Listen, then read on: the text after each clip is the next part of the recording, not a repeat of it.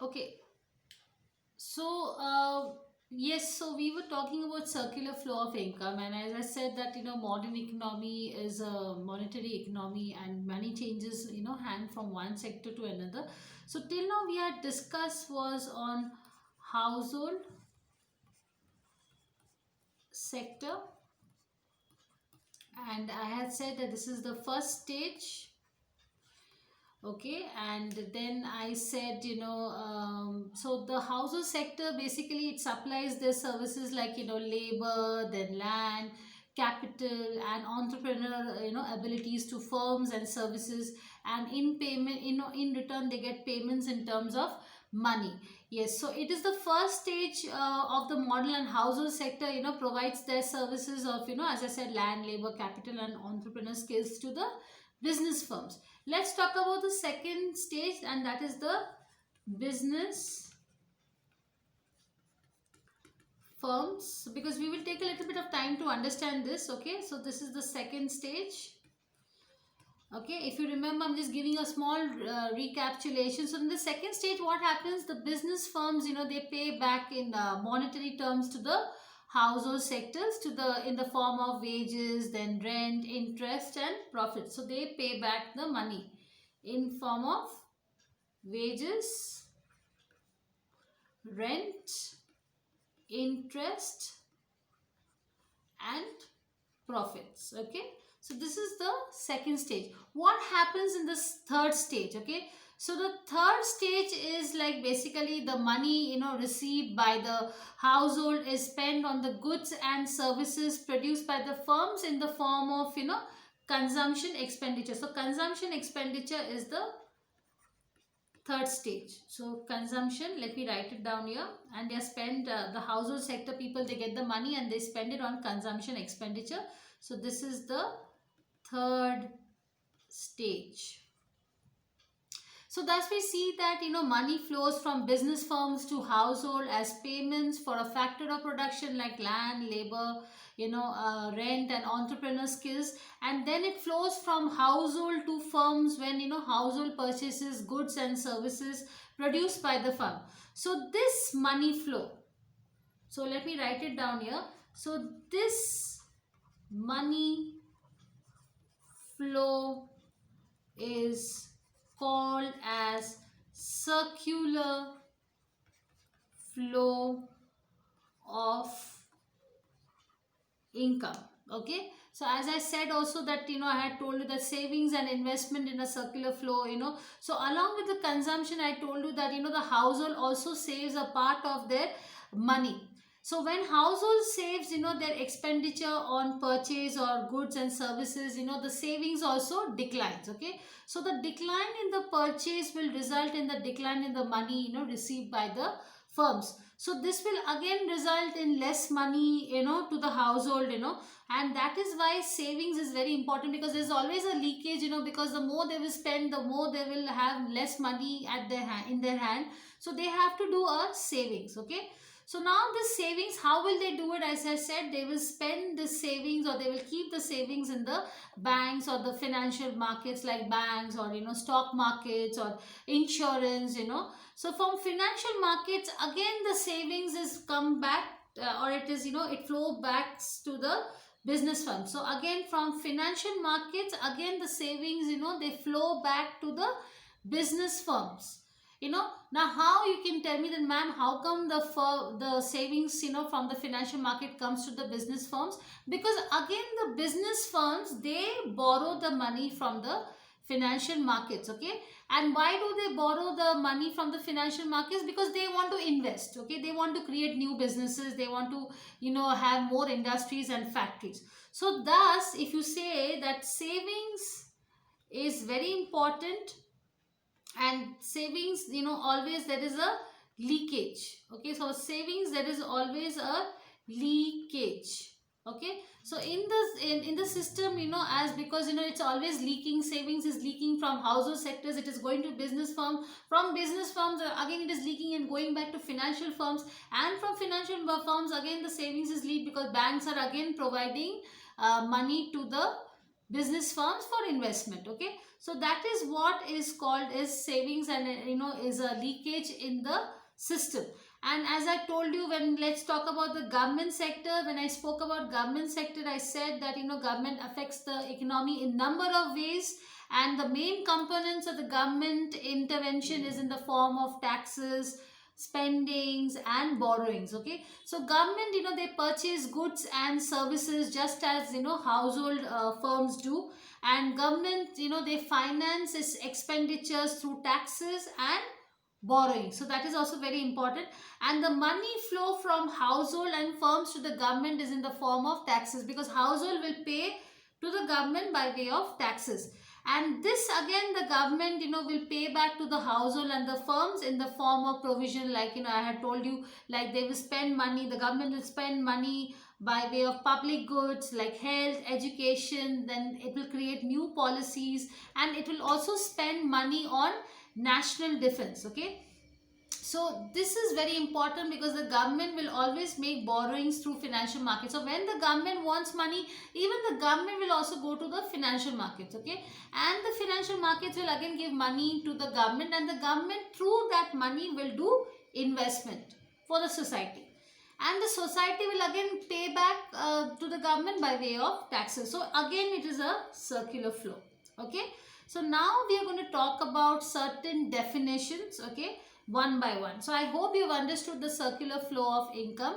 I hope it is crystal clear now, and that is why it is called as the circular flow of income, because it is in a circle manner, and it one firm is related to the, and all the sectors are interrelated to each other. Okay, so just let me erase this and let's talk about some important definitions. Yes, so we will discuss about certain important definitions of national income. Okay, so the first one we will talk about is GNP.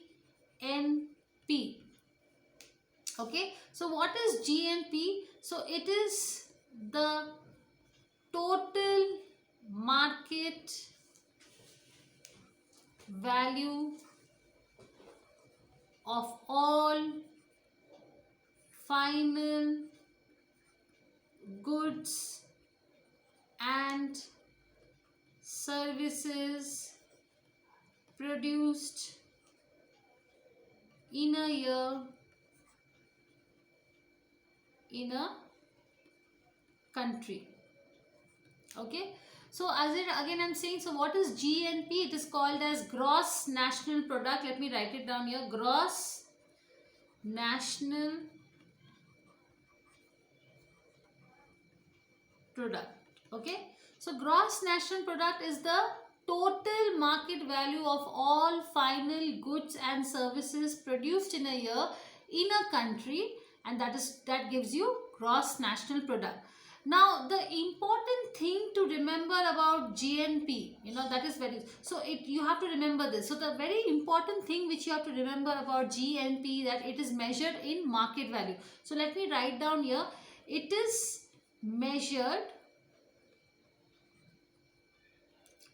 in market value. Okay, so only when it is in price, it can be, it is like the prices are in the market value. So once the goods are sent to the market, then only we will use that price. So it is only measured in market value. And what is it? It is the total market value of all goods and services produced in a year in a country. Okay, so that is GNP. Now let's talk about the calculation. How are we going to calculate GNP? Okay, so as I said, we are going to talk about certain definitions. So the first thing we are talking about is GNP. Okay, so how to calculate GNP? Okay, so here you remember that as I told you in the definition, only final goods and services produced in an economy during a given year must be counted. No, now this is very important. No intermediate goods and services should be included in GNP. Now, what do you mean by this? So, as I said, you have to only calculate the GNP. So, only final goods and services. So, what is intermediate goods? Intermediate goods means it's at the starting stage of the production or in between stage of the production, in between stage. Okay, is called as intermediate. So, any goods like, so for example, if I am making a biscuit, okay, so I need is flour, so I need sugar and some other ingredients. So all these are my intermediate goods to produce my final good, which is biscuit. So when I'm calculating biscuit, I will not calculate the price of flour, sugar and etc. because that is in the starting stage of the preparation of my biscuit. So I will only calculate the end result, that is the only the final production price I will calculate, that is only I will calculate biscuit. I will not calculate separately what are the items which were included in the biscuit like flour, sugar, etc. So I got my point. So it should be included in GNP and no intermediate goods should be included in GNP. Okay, so let me just go with the next one. Yes, so as I said, GNP includes only those goods and services that are produced by the residents of India,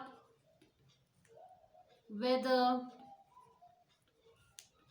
working, so even if they are working abroad, okay, they will be only working in India or abroad. Okay, so as I said, GNP only includes only those goods and services that are produced by the residents of India, whether working in India or abroad. Okay, so as I said, now when you're talking about abroad, let us just focus on this word. Okay, so only the income which is done by the Indian. So you have to be a resident in India, and even if you are in abroad, you have to be a resident in India. Now let us see the calculation of abroad, like what is the income which you can get from abroad if you are staying in abroad and you are an Indian. Okay, so let us write here net factor income from abroad.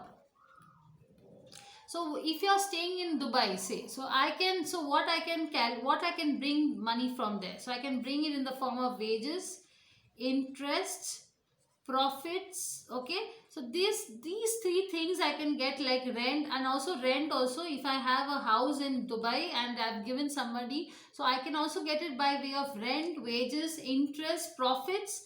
Okay, which is generated within the domestic country. Okay, so that is called as domestic factor. So now if I'm staying in abroad also, but I am I have a property in India, and that is why, or maybe I am earning something in India also. So whatever I'm earning in India through wages, interest, profits and rent, I can that can also be calculated as a GNP. Okay, so that is also very important. At the same time, Indians who are going abroad to work, and if they earn wages or salaries, profits and rents, that also will be calculated. Okay, so but only the question is that they must have a bank here.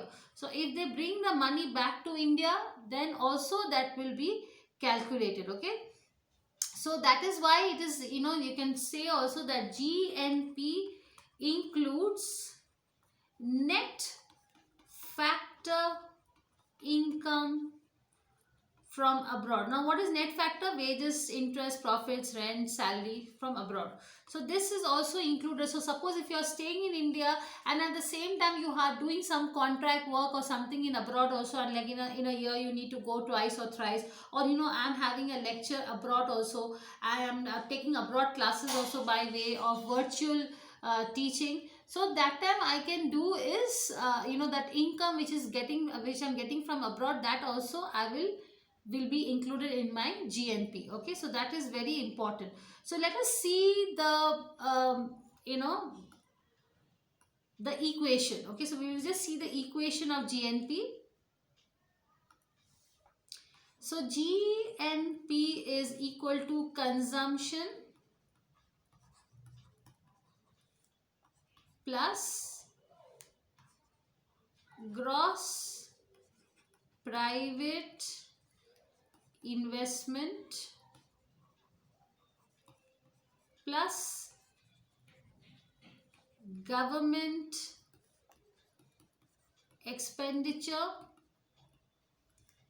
plus net exports. Now this is just for your information so that you understand clearly that what are the things which are calculated in GNP. Net exports plus net factor income from abroad. Okay, so this is what you have to remember, that GNP includes the entire thing, that is the consumption. Okay, so consumption plus the gross private investment. So if you have any private investment, that is also included. Any expenditure, if you have any government spending you are doing, you're paying the taxes to the government, that is also included. If any net exports, you're doing some exports abroad, that is also calculated. And apart from that, if you have any other extra income from abroad, that is also calculated in your GNP. So that is very, very important. Okay, so I hope you have understood about GNP. Now we will concentrate on GDP. Okay, so let us now go to the next term, that is GDP. So let me just wrap this. Okay, so I will write about here is GDP. So GDP is called as gross domestic. So because you only have to know 2 or 3 terms, most important terms which are very important for your UPSC exams. Not everything is important. So gross domestic product, yes, that is very important because most of the questions come from here. Okay, so GDP and GNP is a very, very important tool and important definition. So what is GDP? So it is the value of all final goods and services produced by the normal residents as well as non-residents in the domestic or domestic you can write, or domestic territory will be better. So domestic territory of the country, but now there is a but here, so this is very important, but does not include net factor income from abroad. So this is the difference between GNP and GDP, because in GNP we are also including the net factor income from abroad, but whereas in GDP it is only the value of all final goods and services produced by the normal residents. What do you mean by normal residents? The ones who are staying in India, as well as the non-residents who are staying outside India in the domestic territory of the country. So say for example, if an NRI or if an American is working in India, his GDP is also calculated in the country. okay, because his earnings are from India. Okay, so even if he's a non-resident, that is also included in GDP, or domestic territory of the country. But the condition here, it does not include the net factor income from abroad. Okay, now let me go with the next important point of GDP. Okay, so let me just write it down. Continuing GDP. So the important point to remember is whatever is produced, please remember this, okay, whatever is produced in India, whether by an Indian or foreign national, is a part of an Indian GDP. Okay, so the important point to remember, okay, is whatever is produced, anything, okay, in India, whether by an Indian, as I again had told you, or a foreign national, is a part of an Indian GDP if it is done in India. Okay, so it should have the entire goods and services should be produced in the territory of India. Okay, but it can be produced, it can be done by a foreigner also, but it is a part of the Indian GDP. So what is the difference? Okay, so let me see the difference. The key difference between GNP and GDP. So what is the key difference? There's only one key difference, the exclusion. Yes, so let me write it down here. The exclusion of net factor income abroad, okay, from GDP. So only the net factor income from abroad, if you minus that, then you will get is GDP. So if you want to find out GDP, then it is like the entire goods and services produced in a country minus the net factor income. Okay, so or is GNP minus the net factor of income will give you GDP. It is as simple. So let us just write the formula of GD, so then you will understand here. Okay, and this is also calculated in market price. Okay, everything is calculated in market price. Okay, as I said, even GNP is calculated in market price and GDP is also calculated in market price. So that is also very important. So let me write down the formula. GDMP.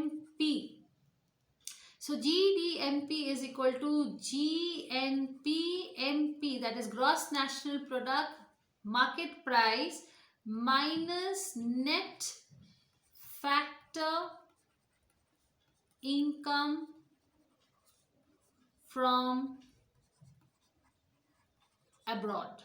Okay, so and one more thing we can also write here, GDP is equal to consumption plus gross private investment plus government expenditure plus net exports. Okay, so now what is net exports? Let me just write it down here also. So net exports is equal to exports minus imports. Okay, so GDP is equal to, there's one more formula, that consumption